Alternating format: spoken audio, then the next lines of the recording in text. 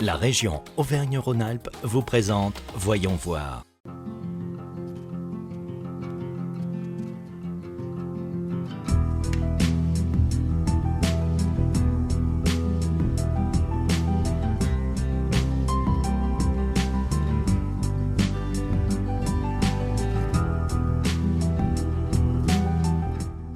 Bonjour et bienvenue dans ce numéro de Voyons voir consacré aux nouvelles technologies. Deuxième région de France en termes d'emploi dans l'industrie numérique, Auvergne-Rhône-Alpes ambitionne à l'horizon 2021 d'être reconnue comme une référence européenne dans le secteur. En janvier dernier, une trentaine de ces startups innovantes ont participé au Consumer Electronics Show à Las Vegas, le plus grand salon mondial dédié aux transformations technologiques. Rencontre à Chamonix avec l'un des participants, Tim McLean, fondateur de Vimper, une application dédiée à la montagne. Alors Tim, Vimper, ça signifie quoi? Vimper, en fait, c'est tiré d'un pionnier de l'alpinisme qui s'appelait Edward Whymper, un Anglais qui est venu à Chamonix il y a 150 ans et qui a lancé le mouvement et gravi les premiers grands sommets comme l'Aiguille Verte ou le Cervin en Suisse. Alors est-ce que vous pouvez nous expliquer un petit peu la genèse de votre application? En fait, notre app Whymper, l'objectif c'est d'avoir une plateforme où on puisse trouver toute l'information dont on a besoin pour partir en montagne.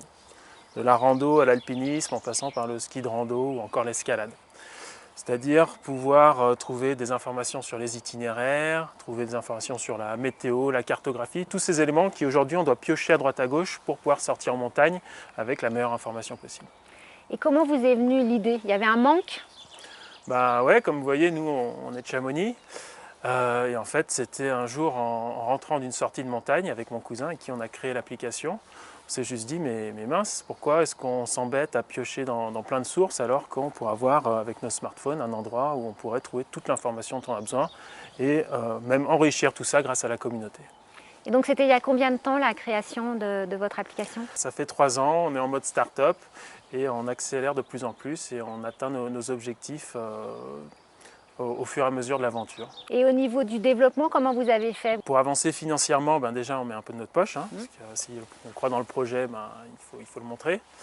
Ensuite, c'était en fait, utiliser tout l'écosystème des startups en France qui fonctionne très bien. C'est-à-dire on peut gagner des concours, on a intégré des incubateurs comme OSV à Annecy qui est l'incubateur outdoor.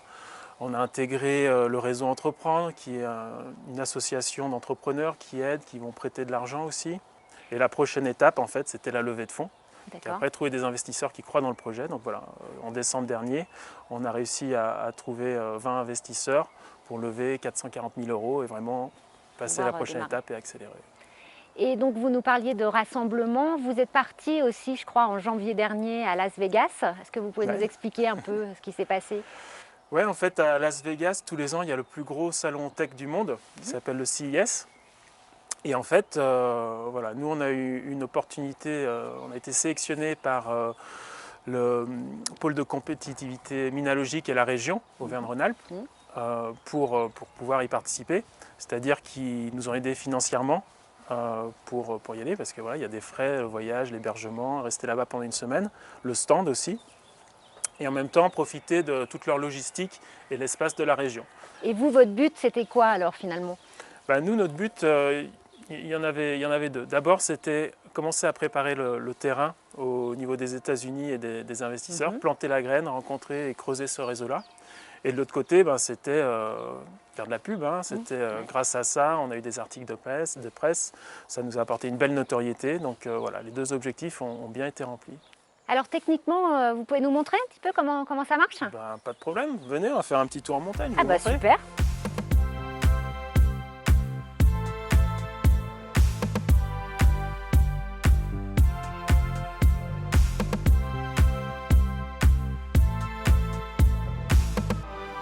Alors, comment ça marche? Catherine. Tu vois, là, grâce à la carte, on va pouvoir repérer tous les itinéraires autour de soi. Donc là, on a une centaine, on peut filtrer et dire j'ai envie de faire une rando, j'ai envie de faire de l'alpi, de l'escalade, du ski de rando. On a toutes les activités de montagne. Et là, je vois, il y a un petit rayon de soleil, qu'est-ce qu'on voit?